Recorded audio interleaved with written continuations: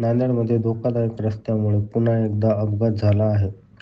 शुक्रवारी सायंकाळी सुमारे 5 वाजता नांदेडहून मुदखेडकडे लोखंडी अँगल घेऊन जाणारा टेम्पो देगलूर नाका गाडेगाव मार्गावर पलटी झाला.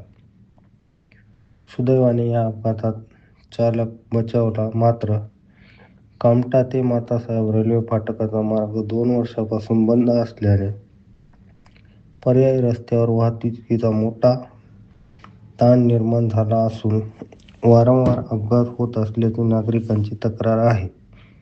प्रशासनाने तातडीने या रस्त्याची दुरुस्ती करून सुरक्षित वाहतुकीची व्यवस्था करावी, अशी मागणी केली जात आहे.